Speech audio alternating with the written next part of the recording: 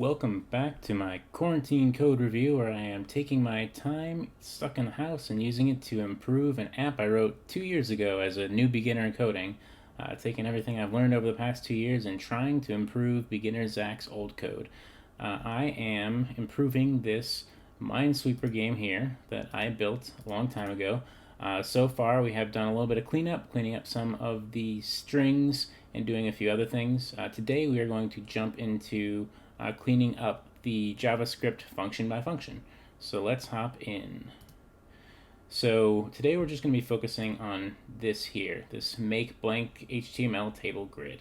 So this script here is, you can see what it's doing is it's basically taking, first it initializes an empty string, and then it adds in new rows and new cells as a string into each into the variable. The first thing I look at this and I want to improve is I want to say, it's great that we're initializing it. This works, but it would be better if we could actually make this a HTML element instead of just a string. I mean, we're basically kind of painting a picture of a car and giving it to a car manufacturer and saying, here, make this car. Instead, we want to be saying, hey, here's an engine, here's a door, here's something you can actually use. In addition, we want to be able to work with it as we're going. Right now, as this string is, we're going to have a string. Actually, we can pull it up here. I'll show you what I mean about how we can operate on it. So let's take a look and let's actually console log this out here. Now, so this should be console logging each row as it comes in. So we'll hop back over to the app here. We'll refresh. We'll say new game. And now it's that generated, it should, there we go, bunch of console logs. So this is just a string here, and there's not much we can do with it until we turn it into an element, which we do in the code, but it would be better if we could do something to it. For example, if we were to take this right here, for example, we got this TD, which goes to right there. Let's pick out this element by grabbing the ID here. So we're going to say document get element by ID, and let's do the R0C0. Perfect. And let's assign that to my element. Perfect. So now, if we say my element dot, you can see all these different things we can do to it, and we'd be able to do in the code as well. We can change properties.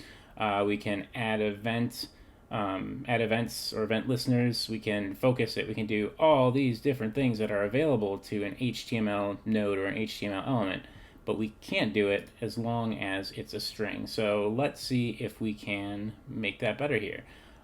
So what I'm going to do here is I'm going to use something called document fragment. New document fragment. And this is used a lot in JavaScript to make a piece of HTML that you are assigning to another parent.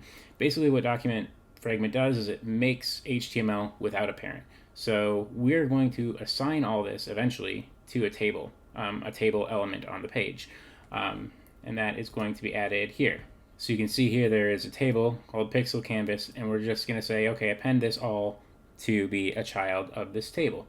But we don't want to make a table in our script because we already have a table. That is hard-coded into our HTML. So we're coming in here, we're saying make a document fragment. So then what we can do here is, so we want to add rows here, and we are manually adding a string to open the row, and then adding our cells in, and then manually adding a string to close the row. So instead of doing that, we are going to use create element, which would be the equivalent of kind of doing this adding string here. So we are going to make a new row here. Let's comment this out for now, because that's basically what we're going to replace. We're going to say let new row equals document create element dot tr. Nope, sorry. Take that as an argument, tr. Perfect. And that essentially removes the need to add this first opening element and the closing tag here as well. So now we actually have a full element that we can work with attached to new row. So now we're going to need to add other elements to it. So let's do the same thing down here. We can see that for let y, basically for the number of columns, we're going to be adding in a new cell. So And you know what? I think for now, I'm going to leave this as is, as a string, because this kind of has everything hard-coded in. And for right now, I don't want to make it too messy with changing too many things. This is typically useful if you want to save more than a line. But right now, this is all on one line, and I think that's fine as a string for now. I might change it in later videos. We'll see. But we still need to make it so we can add it to the tr element, right? Because this is an HTML element, and if you try to add an HTML element or add a string like this to an HTML element, it's not going to make sense. How do you add those together? Actually, we can try that out. Let's see what happens here. We should get an error. We'll refresh the page and draw a grid. Things look weird. Let's take out our console logs there because we don't need those anymore. Save that. All right, let's see what it looks like here. Refresh, new game. And we didn't get an error. How about that? But basically, it's trying to add strings onto the actual element. So even though we didn't get any errors, you can see it's doing some weird things because it doesn't know exactly the best way to do that. So let's come back here, and the way to add a string onto an existing element is using something called insert adjacent HTML. So we're going to take the new row that we created up here, and we are going to say new row dot insert adjacent HTML. Lots of options here. We want to do adjacent HTML. That takes two arguments. The first one is where you want to put it, and you can see here VS Code is helpfully telling us all the options. We want to put it before end, which basically means put it after all this stuff there. So each row is going to be appended onto the list of rows before it. And then the second argument is going to be the string. So we'll just cut this string here and paste it there. There we go. And we'll remove this old code. Once we have this all done, so we're saying we're going to create a new row. And in this new row, we are going to add a cell, add a cell, add a cell for each column.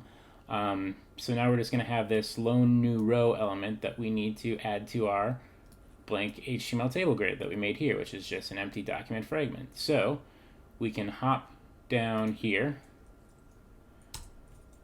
and for each row, we're still in this for loop here, and this is getting a little long with nested for loops and things. We're going to cover that in the next video to break this out to be a little easier to follow.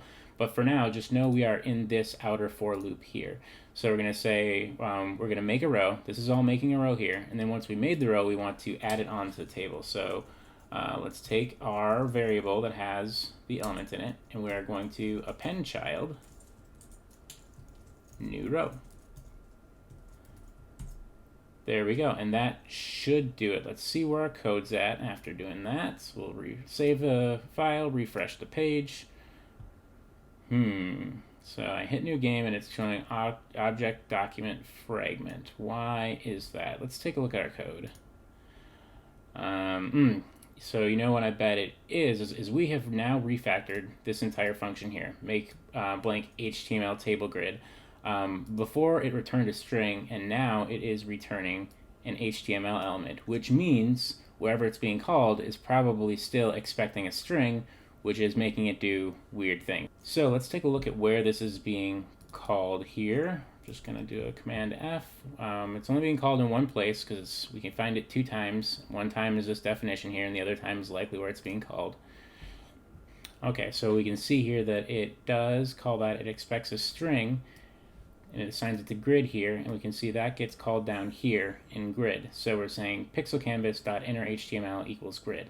And that is basically how you can assign a string to the pixel canvas. So instead of doing that and using inner HTML, we should use something that will expect a HTML element instead of a string. So rather than inner HTML, let's try append child here. Basically just add the table on. So now we have the grid, which contains the table. We could name them both table, I guess, but we'll keep it that way for now. And now that should work. Let's try it out. I save the page, refresh, boom. There we go. That's working. But we're going to see another problem here, and that is when we hit new game, we're just going to have an infinite amount of tables just being added on to the bottom here because we did append child, and that is going to keep appending a child. Before, when we used inner HTML, what that did is it erased whatever was there and then it replaced it with the new string. Now with append child, all that does is append a new child. So we need to add some logic in there that will remove any existing children before adding the new child. So what we can do is we can say while pixel canvas first child. So as long as there is a child in pixel canvas, we are going to remove it. So pixel canvas first child remove. And ultimately, since we're only expecting there to be one child, we shouldn't have to do this while, but this is just kind of future-proofing in case we decide to add more to that element later. But it's the same as saying, basically, we could just do this. Pixel canvas first child remove, and then we add one. But if we have more, then adding in a while just makes it certain that we get rid of everything. And then it will keep getting rid of the child until they're all gone. Then it'll go down to append the child. So let's make sure that works here. I'm going to save it, hop back to our page, refresh. There we go. Everything's working. We're clicking. We're losing. That's good. New game. Perfect. And as you can see, we can play. We can hit new game. We can change the field size, and it will replace the old grid. Cool. So to review our HTML table grid, and instead of making it a string, we turned it into a document fragment.